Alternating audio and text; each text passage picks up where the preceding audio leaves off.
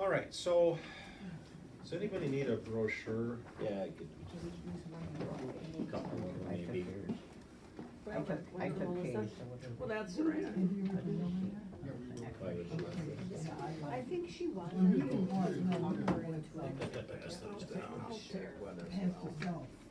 I'll take another one too. Megan would really like Yeah, it. there you go, I've got, yeah, I'll pass these around as people have any questions. They should come back around, I imagine. You can pass those.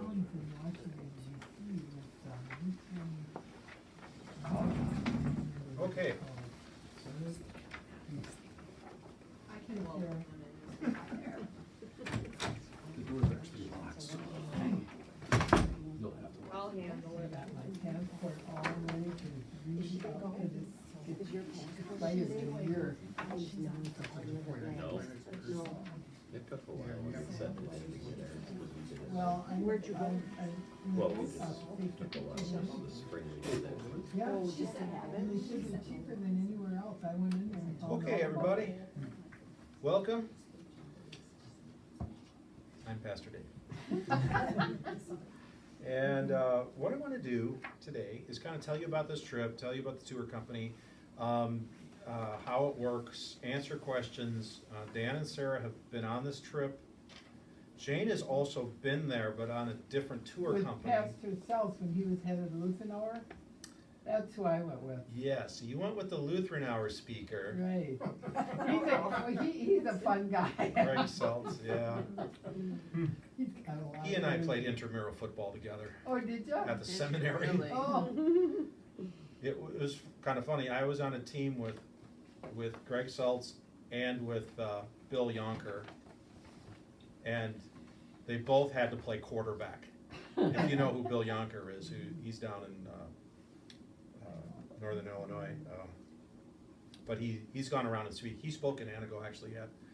He spoke in Wausau for a baccalaureate service. But anyway, both of those are pretty high-powered speaker guys, and they both had to play quarterback. It's like, hey, wait a second, I played quarterback in high school. Anyway, that was fun. That has nothing to do with this trip, but let's begin with the prayer, and then I'm going to show you a short video, and then I will explain a few things. Okay. Lord Jesus, thank you for bringing us together too. We thank you too for entering this time and history in a special place in the Middle East, the Holy Land. And as we have opportunity, Lord, even today to go back and visit those places, to see the places where you walked and taught and did miracles, we just give thanks for those kind of opportunities we have even today. We pray, Lord, that you guide today's meeting and discussion, the questions and answers, and Lord, if it's your will, to make it possible for people to experience that kind of trip. We put it in your hands and pray in your name. Amen. Okay, so first I'm going to show you this little video, kind of an overview of many of the places where we would visit in Israel on this trip.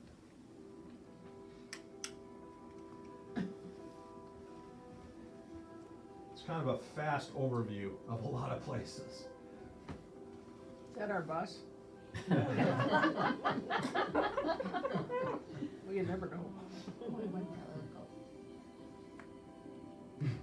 This is up in the northern part of Israel, Golan Heights, Maybe I get to ride a camel. Caesarea Philippi. This is on the Sea of Galilee, Capernaum.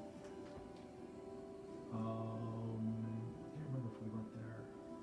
Looks familiar though. This is a boat they uncovered that dates to the 1st century. We go on this kind of boat on the Sea of Galilee. And we remember those stories, where Jesus walked in water, stilled the storm. Are you gonna walk? No. Remember Jordan? No. So we're actually going to go to this baptismal site this time, is the plan. It's on the northern part of the Jordan River. This is quite a place. We actually hiked to the top of that tell, which was in the background. Dan and Sarah and I went up there on the top of that little mountain. This is Bethlehem. Oh, this is the church. This is the, right, Church of the Nativity. This is by the Dead Sea. Qumran scroll, the Dead Sea Scrolls were found there at Qumran. This is Masada. You ride up in that tram to the top. And you can swim in the Dead Sea, which Did is you more do like that just when you guys floating. went the first time? This is back in Jerusalem, Western Wall, Church of the Holy Sepulcher. This is on the Mount of Olives, Church of Jesus' agony, praying in the Garden of Gethsemane. This is more Jerusalem. And we go down underneath and we see some of the excavations from down below. So that was like really fast. But it gives you a little idea of some. There's also pictures in the brochure, and I have a ton of pictures I could show too. But so just if you look at the brochure, I just want to kind of go through this a little bit, and I'll tell you kind of how the trip works. First of all, front page. So we are planning to actually do the Jordan extension this time around. Now, kind of the way the trip works is we need 10 people to go. Now, the good news is we already have 6 people signed up. So there's 2 couples plus me and Shelley. Makes 6. I'm for sure. And I think there's some others that will be signing up. So I'm pretty sure we're going to hit that 10 pretty easily. The pricing is based on 20 people. And so if we have more than 10 and less than 20, then they'll also kind of combine us with another probably small group so that we hit the 20 mark. That's what happened the last time. We actually had, I think, we might have had 20 last time. But then there was another group from Oregon that was smaller. They had like 6 or so. So the tour company asked, hey, is it okay if they went with us? And we said, sure. We're friendly people from Wisconsin and other places. We had some people from Indiana and Michigan, I guess, UP, went along. So we were kind of combined group anyway, so that worked out really well. So that's, just so you know, that price is based on that. But I already talked to the tour company and said, hey, if we have 15, he said, well, we put in another group with you, or, we'll make it work. And this company, Imagine Tours, has been very good to work with. They have kind of their own story of becoming Christian. When they started doing tours, they actually weren't Christian. I think the guy was originally Jewish. Does that sound familiar to you guys? And then, so I don't know if we even went over that. I don't know if I knew that. That might have Is been this the same company a new you went story. with the last time? Yes. So I've actually been with this company twice before. The first time Shelley and I went was with a group of pastors and then their wives. So there were about 40 of us total that first time there. And then the way it works, the tour companies work, is they give us kind of a reduced price on our first tour. And then they say, well, consider leading a tour back to Israel. They don't require it, but we thought, oh, that'd be fun to do. And so we advertised it back in 2018, and we had enough to go. So we went the second time. And now it's been 5 years since we went there. And they got shut down for COVID, and they didn't have any tours. And it was really tough on these tour companies and the tour operators, the bus drivers, the tour guides, the hotels. And that's a big industry in Israel. And they basically people just had to get by. Even this tour company cut a lot of their staff. They're based out of Florida, by the way. They're in Lakeland, Florida. So their whole website and offices have been closed for a couple days because of the hurricane situation. But I think they got by okay from where they were located. But anyway, when Israel finally opened up again, which was about a year ago, or a year and a half ago, the tour business just boomed again. It was kind of like when COVID hit, they were having their best year ever in number of tours and people coming to Israel, and then everything shut down. And when it opened up, it's kind of like the floodgates opened and people wanted to get back to the Holy Land. Because it makes quite the impact on you to see those places, that you read about in the Bible. And then, hey, you get to walk. I didn't have time in my sermon. I was thinking about it, though. We saw a in Megiddo, which is in Galilee, in the northern part of Israel, there's, they found a Canaanite altar that goes back to the time of Abraham, so it's 4,000 years old is what they dated it. And there's all kinds of remains there. There's times of the King David, which was 1,000 years later, also they've uncovered in the same area. But anyway, they found this Canaanite altar, and the Canaanites, I mean, their worship practices included sacrificing their children on fiery altars to appease, either it was the Baal god or Moloch, who was another, god of the Canaanites. Do we have to bring any But- children? No. Don't have to bring any babies. Well, that's good. But to see a place like that and to say, oh, well, that's probably what Abraham saw 4,000 years ago when he came to the land of Canaan, he would see stuff like that. So that's just kind of like mind-blowing. So to see those places, and walk where they walked and those kind of things is just really fun. Now the different part about this tour this time is that we decided to do this Jordan extension, which is kind of your right column on the third page here, as something new. There's actually a couple new elements to the tour this time. In Israel, we're going to go to the top of Mount Arbel, which looks out over the Sea of Galilee. It's a pretty tall mountain, and that's kind of a new thing we want to do this time. And actually, the bus drives up most of the way, and it's only about I think the last part is maybe 100 yards where you have to walk up some steps in the path, in a rocky path to get to the top. But for the most part, the bus drives up. But if somebody wants to really hike the whole thing and get to the top, Dan, you could start out at probably 5 in the morning and meet us at the top. It was your idea. It was my idea. Me and you, we'll climb Mount Arbel. It's a pretty good hike up there. And then, so we added that, and we added a tour also in Jerusalem of going to the base of the walls of Jerusalem, going underneath the city streets, and there's kind of a tunnel tour of the base of the walls, and that's where you see the largest stones, which are, I don't know, hundreds of tons. Like, the stone is as big as this room. That at the base of the walls, and you get to see really amazing how Herod the Great, who built the temple at the time of Jesus, and how they ever did it. You think about the architectural genius behind it and that kind of stuff. And yet it was destroyed. The Romans came in and just destroyed most of that. But there's some remaining foundational stones that date back to the time of Jesus. And so we're going to go down and look at those. That's actually a night excursion. So just so you know, those of you that are considering doing this, every day is busy. And you kind of have to gear up for it. So what they suggest is you walk at least 3 miles. You don't have to do this now, but you kind of gear yourself up. By the time you leave, you have a year to do this, but you're walking like 3 miles a day. And a lot of it's not on flat terrain. Some of it is up and down in stairs or on rocky surfaces. So you just have to realize that that's kind of where you're headed. Now, we had some people go the last time that weren't decathletes.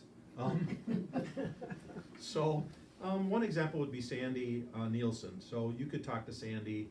She had just had knee surgery before, and so she was even wondering, should I go, shouldn't I go? And she went. So there were a few times when Sandy, and this happened also, I think, with Dar Jungworth. Jungworth. That was Jungworth. Jungworth with the J, yeah. And Sheila Johnson. Sheila Johnson was on the trip.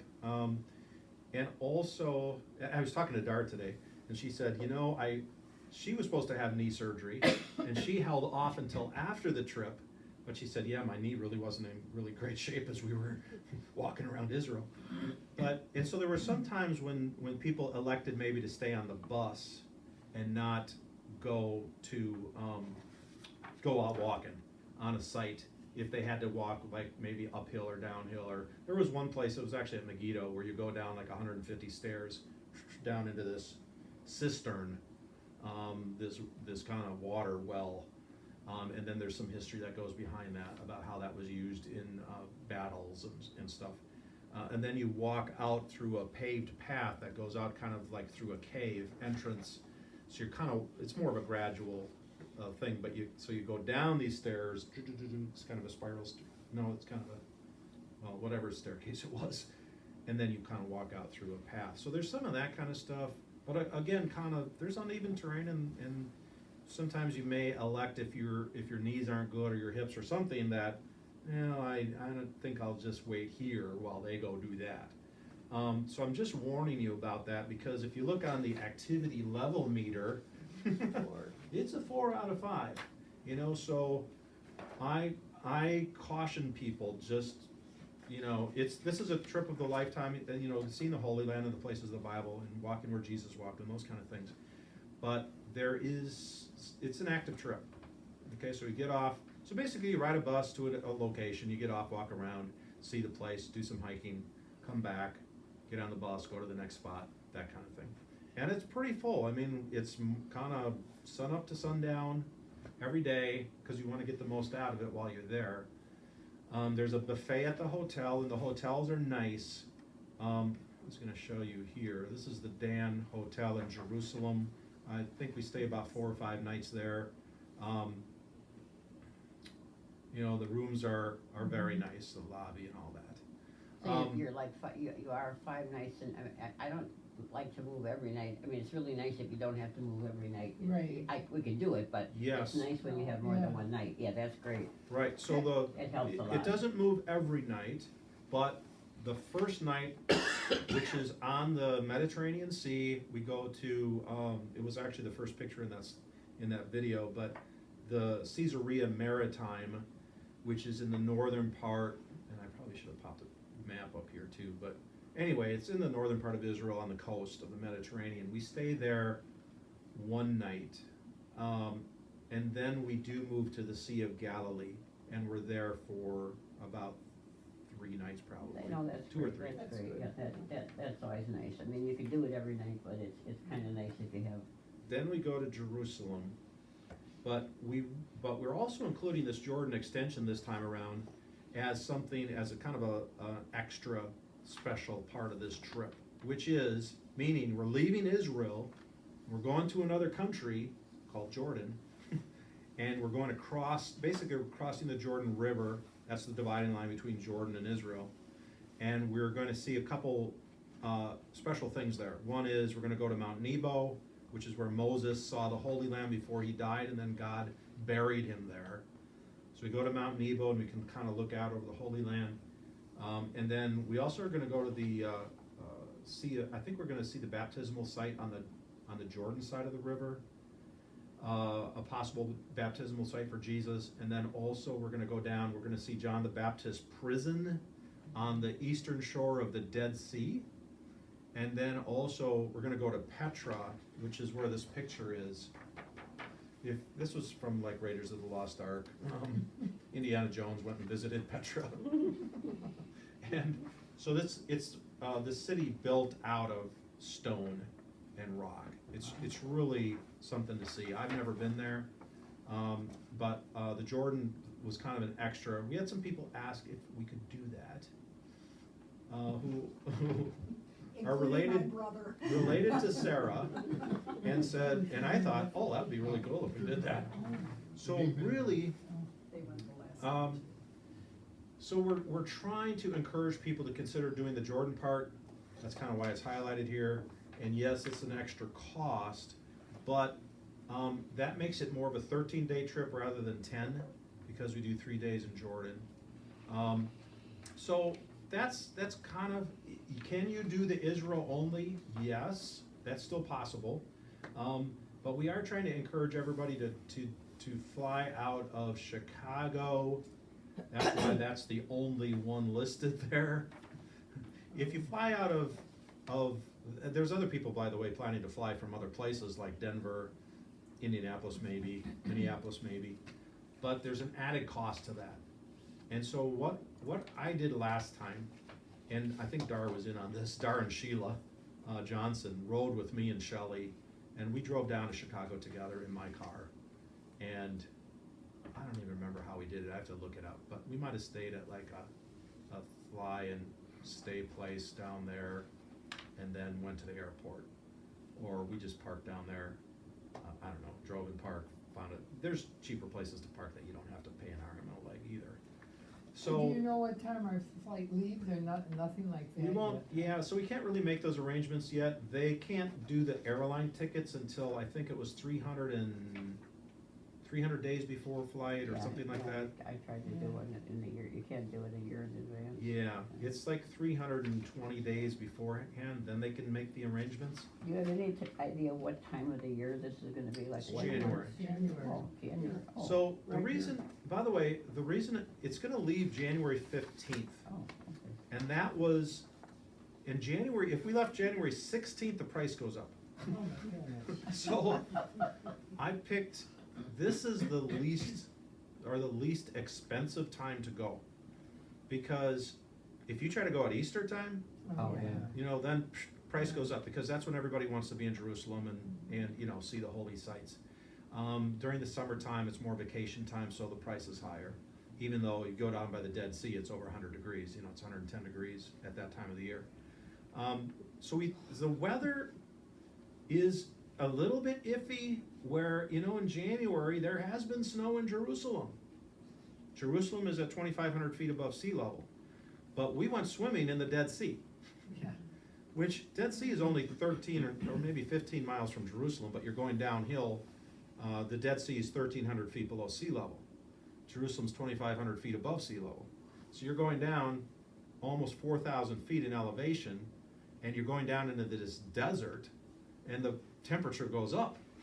So down there, it was 75, 80 degrees, but in Jerusalem it could be 50, or Okay. 55, or 60, or it could be 40. And it could be rainy, or it could be sunny. The first time, and all the other two times we went in January too. The first trip, it was sunny and warm, like 65 to 75 degrees, pretty much everywhere we went. The second time, which is the time you guys went, it was a little more rainy and a little chillier, so we had jackets, so you kind of dress for the weather. And when we were up in the north, that tends to be a little more rainy, because Galilee is more green. There's more grass, there's more trees, there's more bushes. That's where you have the headwaters to the Jordan River. That's where the Caesarea Philippi is, where Jesus said, "Who do you say that I am?" And then there you have the remains of all these false, the Roman gods, like Zeus and Pan, and that's where the cave to make sacrifices to Hades is, and stuff. But it was kind of rainy when we were there, and also at Tel Dan, which is one of the ancient cities in Israel, which is also really close to Caesarea Philippi, right on the border of Israel and Syria, is kind of where we were. So, but then, you know, there's so much variety in the climate and the elevation and the geography that you really get a whole variety. Because Mediterranean Sea, wow, that's nice. That's like vacation, you know, mode of just really nice weather, and even, you know, in January, people vacation on the Mediterranean. But then you go inland, and it could be, again, 50 degrees and rainy. So, you know, we bring our rain jackets and we just go for it. Is this priced more if you're a single on there versus, I'm sure it's priced for The like room, double it says occupancy? the room. Yeah, it the says room- in- It's the room, Does is a it? little, yeah. So if you're a single traveler, then we try to match you up with somebody to do the double rate, somebody that you'd be compatible You with. and I are not getting matched up, I'll say I that. mean, a single. I think you and anybody, so. I like a single anyway. Me too. Yeah, so the single costs more, and the details are in the fine print there somewhere. It's not a lot. I can't remember exactly what it Pat, was. Dave, talking about there was a lady on one of our trips, I don't know if it was that one, but she ended up in a wheelchair. And they had to keep pushing her places they went and everything too, cause it's, like you said, it's a lot of walking. Yeah, yep. $945, and then $395 if you go on the. And also then, you know, about passports, I noticed mine was expiring next year, so I got mine all set to go, and I went to the post office, they have a complete thing there, you can fill it out, But if you don't have a passport, mine is just renewal, but they take pictures, they're cheaper, they said, than anybody else. They take them right at the post office. They're very accommodating. Yeah, you walk through the door and stand there and they Right, take your picture yeah, right so against it's the real back of the handy. door. Yes, so passports have to be up to date. They recommend a year in advance, Right. making sure that's taken care of. About COVID, COVID is not an issue right now. That's There's no concerned testing about. requirements. don't have to be vaccinated.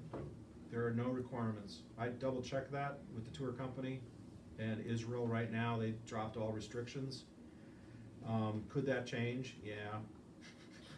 But right now, they've dropped all that, and I think part of it is tourism is such a big part of their economy that they want groups to come. I put this picture up here because this is just a picture of a bus, but it kind of shows you the type of bus we would use.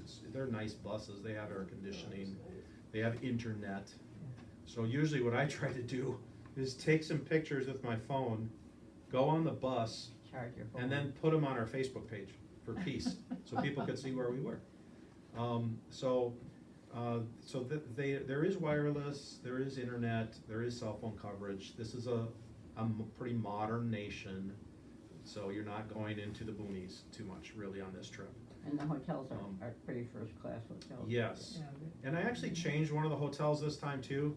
We had stayed at this, it was a kibbutz hotel by the Sea of Galilee, and it was okay, but it was more of a motel-y feel than a hotel-y feel. So this was Shelley's recommendation too, is that we change that. So we changed that to a nicer, kind of more, a better hotel in Tiberias, which is also on the Sea of Galilee. They're pretty close to each other, and we just kind of upgraded. There is, and also, so if you pay this, and I know it's a lot of money, but it is all inclusive. So your airfare, your bus, the tour guides, the tipping is all included. You get a buffet breakfast and a buffet supper every day, and one lunch is gonna be included. We're gonna do a box lunch like we did last time. So we did ask to do that as kind of a special thing where we had the hotel make a box lunch for each person in the group, and we just sat by the Sea of Galilee and had lunch one day. And it was just kind of a relaxed lunch atmosphere. Otherwise, we do stop at like a restaurant or some place to eat lunch every day, which is optional. And to be honest, I mean, you got the buffet in the morning and afternoon. You really probably, I always ate lunch probably, but you don't really need it. Sandwich. Or you can pack a sandwich or. I've seen that on tours, people just make a little sandwich and it's Oh, enough. that's true, but we wanted to try their food, so Yeah. at lunch they had either falafels or shawarma, but it was plenty, we just shared one, cause I just Yeah. wanted to experience. I want you to know I ate What they octopus were when we having. were in Panama. Oh, really? And once you get past the little tentacles, and some of them left, they chopped it up, but it tastes like rubber bands. And for this many days, this price for this many days, I mean. That's good. Cause we're going on a similar one in Canada for that many days, and it's $12,000. And that doesn't include airfare. So, I also wanted to show you our tour guide is Olga, who's in the middle of this picture. This is off her Facebook page, by the way, just stalking her Facebook page. But there's another picture of her with she's the one on the left in the white shirt. So Olga, we liked her as a tour guide last time, so we had a request that we'd have her again, so we did already nail her down to be our tour guide. She always has her Bible with her. She's a Christian. The first time I went, we did not have a Christian guide. We had a Jewish guide who was really good with archaeology and very knowledgeable, but there was always a little odd. I mean, he knew the Bible backwards and forwards. He could quote all these passages, but he didn't really believe it necessarily. And Olga is a Christian, so that made a difference to us, Yeah, and we that's kind of good. wanted to do that. There's a picture here I wanted to She was show. phenomenal. She's Russian. She's actually Russian. I think that might be her husband, who's also a tour guide.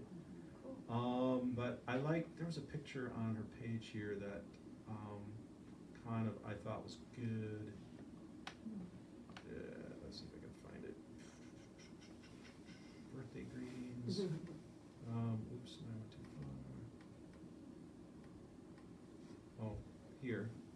So it's a little bit hard to see, but she, so she's holding her Bible. This is in Capernaum, and I think it's in Capernaum where this is taken. And oh yeah, synagogue in Capernaum.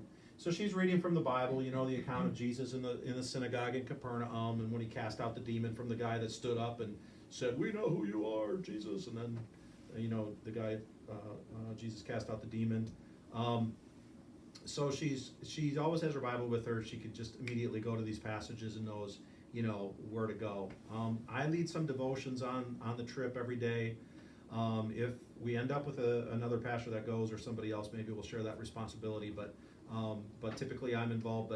But Olga really is very good. So we already secured her, just so you know who the tour guide is. You don't, do we go to any church service? Like, do we ever go to a church service or? So we do a church, not really. We visit churches and we'll see them, but we'll have kind of as a concluding event, somewhere near the end, we will have our own church service in the garden, at the garden tomb. And we'll do a little communion service together. They'll give us a room, and we think about, it's really kind of one of those powerful events when we're in a place which very well could have been where Jesus died on the cross and was buried, because they uncovered this tomb from the 1st century that dates back to the time of Jesus, and it was empty. And maybe, you know, maybe it's the tomb, maybe it wasn't the tomb. But it's really kind of a neat sight, and it's not as, like, we're gonna go to the tomb of the Holy Sepulcher, which is, there's a big church built over the top of it, which often is what happened is Catholic Church came in, built big churches over the top of all these sites. So it's a little bit harder to see it in the context of 2,000 years ago. You know, even like in Bethlehem at the Church of the Nativity, built over the top where they think Jesus was born. Well, was it really in that exact location? Maybe, maybe not, we aren't sure, but it's pretty, you know, it's hard to see it in the context of, but then we also visit the shepherd's field in Bethlehem, where you go into a cave, which very much was like probably the way it was when Jesus was born. And it kind of changes your whole perspective of Christmas, because we always have this picture of, oh, Jesus was in a barn with us, you know, with hay, and the animals were in the barn, and he was placed in the manger made out of wood. Well, really, he was probably in a cave, because there's a whole bunch of caves around Bethlehem, and he was laid in a stone manger, because that's what they used. They're much more durable when they're carved out of stone. But to see stuff like that is like, oh, well, that makes sense, and I never thought of it that way. Is that where you go down those steps into the, cause In Jerry and Bethlehem? I went through a church and I think that's where, and then you have to go through this little door to get in there? Yes, yes, that's. The only in thing the Jerry church. and I said, OSHA would not approve those steps, there's no railing, you're jam-packed, you're afraid you're gonna be, you know, and it's narrow. Yes, so you're right. So in the Church of the Nativity, the place to see where Jesus was born is under the altar. I mean, it's really kind of hard to describe, but you go down these stairs and everybody's kind of forming a funnel. Yeah, And the tour guide will tell you, you just have to keep kind of moving forward. And you get down there, and then you can put your arm through the hole in the floor and touch the rock underneath. And then, okay, well, did Jesus really get born right there? We don't really know for sure, but it's kind of a neat experience. And but yeah, you go down those stairs, and then you go back up the stairs, and Did you stay over in Bethlehem at all? no. See, now, when we went, cause that's the Arab side, Yes. I didn't know that. Yeah.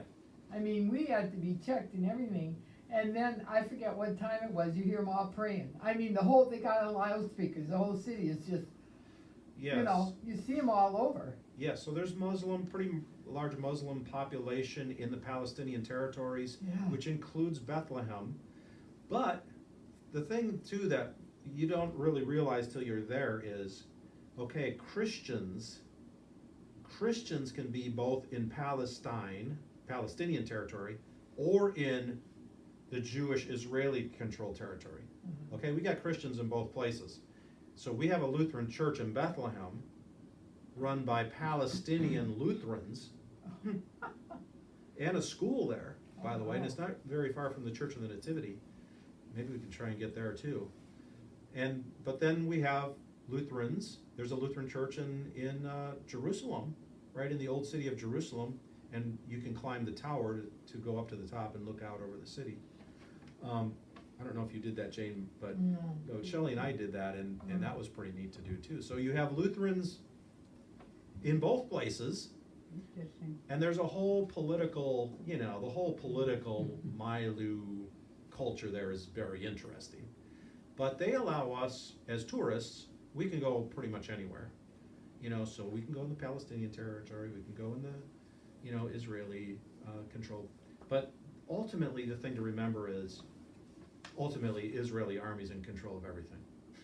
So it's not like, so they gave some authority to the Palestinian police force, but if there ever was an uprising or something going on, the Israeli army just kind of comes in. They're a pretty militaristic presence on the streets, like. Yes. Oh, yeah, all over. Yeah. Yeah, so you will see, and everybody in Israel, they have to serve in the army 2 years, men and women.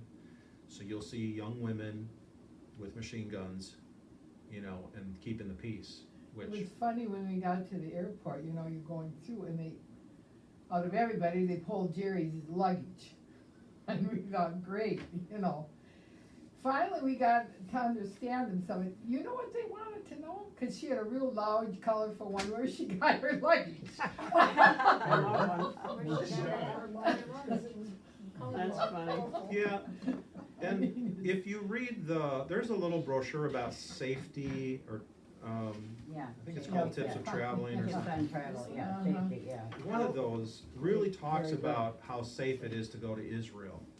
That you'll see things in the news from time to time, some protests, but they talk about how many reporters per capita there are in Israel, and they have to report on something.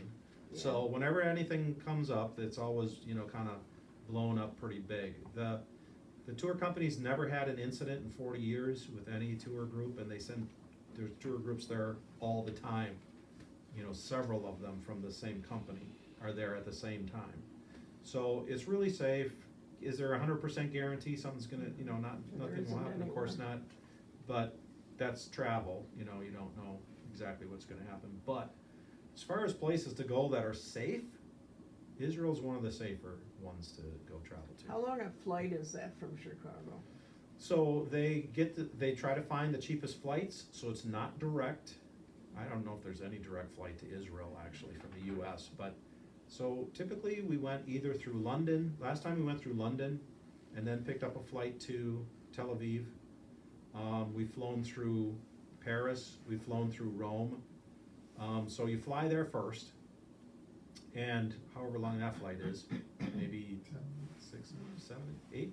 8 10 hours. hours? 10 hours to London. Oh, really? Okay, it's longer Yeah, than I yeah, thought. London That is, long over yeah, there. London is long, it's long, It it's was more than, more So than. maybe- It was I was 7 thinking hours more from like here 8. to Tel Aviv. Oh, Oh, okay, there you go. I couldn't remember. Well, one thing I remember it was a long time. I inquired on this London trip and I was too late, but I think there is a way to upgrade to first class that, cause I wanna do that. I'm sure there is Yeah. probably a way. Yeah, there is a way. So here's the deal with the air tickets is, to get the best price, we need 10 people to fly out of Chicago. And so that's kind of that's why 10 is our minimum. We have to really, to get the group airfare rate, which is gonna be less than if you just try to get a ticket. So that's kind of a minimum. Some people have like airline miles built up, or maybe they wanna make their own arrangements. That's possible. I think actually Shelley and I might have done that the first time we went. But we're really trying to get everybody on this same kind of flight schedule. Yeah. We did run into an issue the last time where we had to leave a couple people in London because, and those of you that are hunters, you need to think about this, because there was a shell. There was a shell of a bullet, casing, or casing of a bullet, Oh. stuck in the backpack webbing of a Oh. backpack. Now, when we left Chicago, they didn't catch it. It went through the scanner and everything, they didn't see it. We got to London, and one thing you'll read in that tips about traveling is, that Israel is really tight in the Yeah. flights going into Israel about security.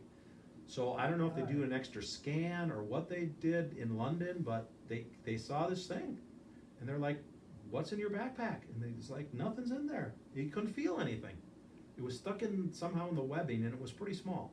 It's like it was a 22 shell or something, I don't know. Well, But- she had a peach in I her brought a purse. peach. coming through. home from And Panama. you're not supposed to bring fruit, and they ask you, and just a couple of days ago, I found the peach in my backpack. And the peach was no longer edible, but. Now, when we went, Jerry and I, we flew to Newark, New Jersey.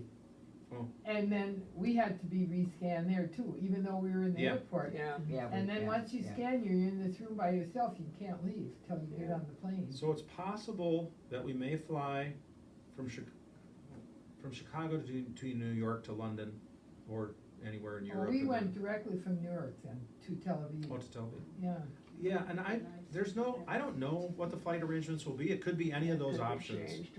until they actually Doesn't make the matter. arrangements. and, No. and another thing I always wore around my neck, I always had my passport, I put money in there and I had it inside my jacket. Absolutely. You don't take purses, you don't, you No. know, you go at least you can. Yep, So right. that's the way I always had it in front, did you too? Mhm. Yeah, I usually wore it around my neck underneath my right. shirt. They give you, Oh, Imagine they gives you give you an something, don't Imagine they? Tours name Do they? tag, or. they give you a little. They give thing you a for- luggage tag. I Yeah, don't they know if do. they They give you. Yeah, gave I us bought- something yeah, they- around our neck Yeah, too. they had your When- best. when we- Name I think tag. I used, I had my own. Well, they give you a so- name tag thing, so they maybe gave that's. you a name tag thing, but I think that was in addition to my passport. When we that took I student used. tours to London, Paris, and Madrid, and other places, we insisted the kids take their own passport, cause I'm not gonna be a babysitter Right. for 20 kids. Right. They had the belly pack under their clothes, and the girls complained because it made them look fat. But I said, well, you know, but, I prefer the one around your neck, it's Yeah. not quite as cumbersome. So you But pretty you much had the definitely- passport on you at all times? Oh, yeah, running around you the- You don't never, want never anything leave it in the outside. hotel anywhere. I had a friend who was a most experienced traveler, and she and her, we had gone to school in Madrid, and, she wore her backpack in the front, which I thought was kinda dumb, but anyway, her husband came and joined her, and on the subway, he had his passport in the breast pocket, which is the absolute worst place you can have it. And they got ripped off in Madrid and had to go through all this, somebody charged like $5,000 on his credit card within a half an hour. And I said, Gladys, how could you let your husband do that, you know? You have to be awfully careful, it's different in Europe than it is And I here. think when we went from Jerusalem to Bethlehem, they had to look at our passports. Cause I know we went through some big gate that you have to go Yeah. through to get in there. I would guess going into Jordan. Oh, I Yeah. would think so too. Probably. Yep, you're gonna have to Probably. show it, yeah. Yeah, Just to let you know, the guy that had the shell casing in his backpack did get to Israel. He was a young guy actually, and he and his wife, and then his father and stepmom were along too on the trip. So the four of them stayed in London. It took a few hours to get that resolved. By that time, they missed the flight we were on, but they got another flight. So they ended up arriving just as our tour bus was leaving for the first, on the first day. So they were really kind of Yeah. groggy. So avoid those kind of situations Yeah. as much as possible. the other thing I did, when Jerry and I think No, it I was was a thinking- German trip we went on, this doesn't look like you did do this.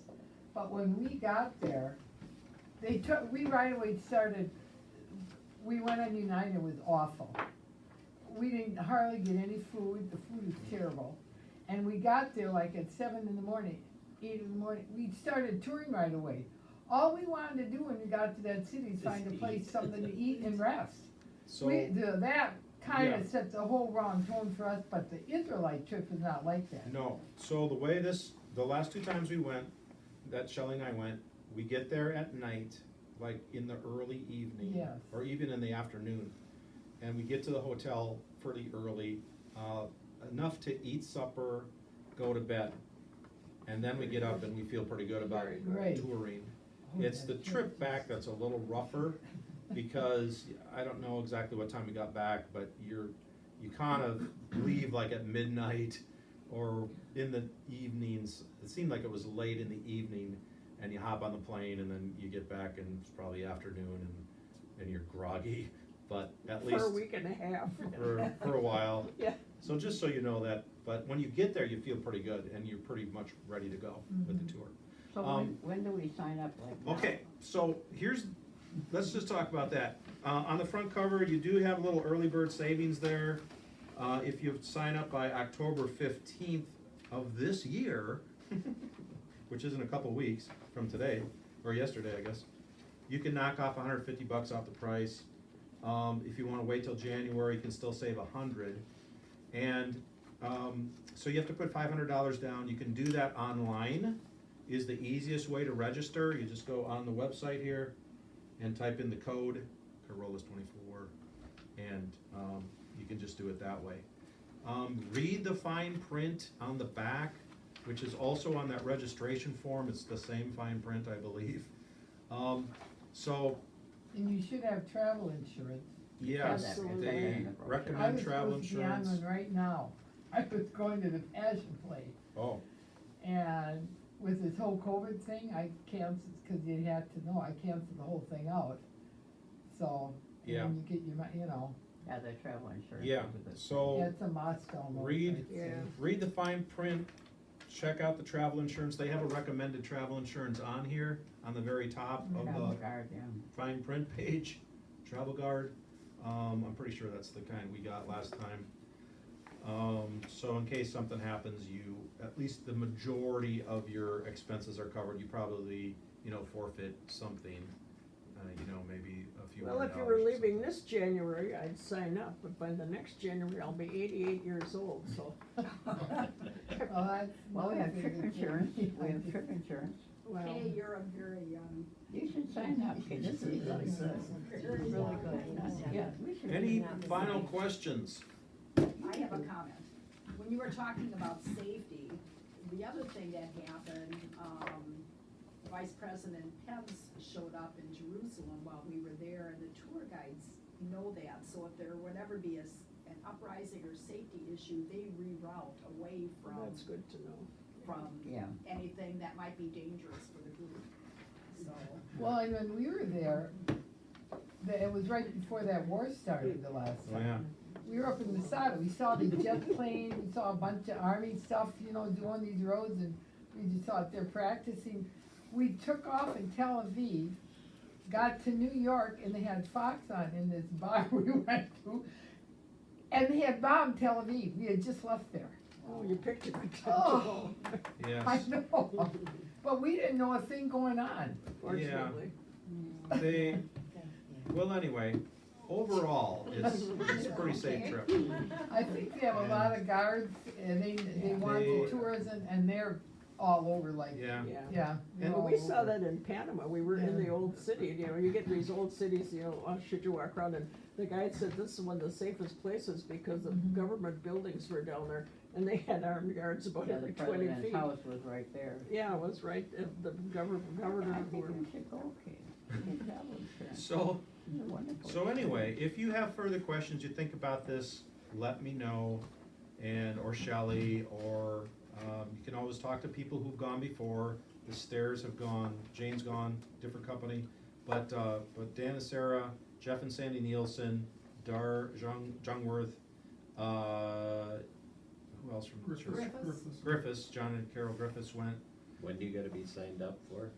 Well, That's earlier fine. thing. If you Right. want the, if If you you- want the early if discount. you want the most discount, October 15th, but really you can sign up until probably Wondering about that.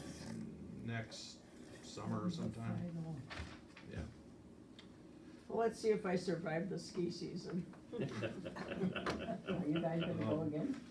No. So- I probably will, I mean, Yeah, I I think haven't you done this with student tours where you gotta like have a on our number. last trip, we said if there's something, if you don't wanna do it, either stay on the bus or stay at the hotel I'll for a take day a if you get I'll tired, take you a know. walking stick. Well, no, okay, like shop, I said she could go shop for a day, just underpaid, cause you don't have to do everything. Yes, we did In the- Panama, I was in the boat going through the canal, which was big, that didn't bother me too much, I don't like water. Then they took us on a speedboat through the canal, where they were going over the I didn't even look tugboats at it. left I didn't these even big look waves. back. She didn't look, she was in the No front. life, no life Did you get to preservers go on. At the Temple Mount? What? I mean, Jane, did you get to go in Jerusalem, in the Temple Mount? We went to the garden, I know of. But in the, Yeah, we were We able to were get up on the walking there Temple once. Mount, which was kind of a It's where the- bonus, because Where what? you can attribute that to Vice President Pence, cause he was there. Oh. Some okay. tour groups didn't go down by the Wailing Wall, and so there were less people. Oh, by the way, one advantage too of going in January is there's less people. Yeah. So some of the sites are a little bit less crowded, and that gives us a little more freedom to be doing our thing. but they were. Okay, that's it. If you have more questions, Thank you. just contact me, and I will Oh, find yeah. answers Yeah, we if went. I don't know them. When we went to Temple, I had a Jewish I mean, They went to Jerusalem every summer for the whole summer. yeah. I think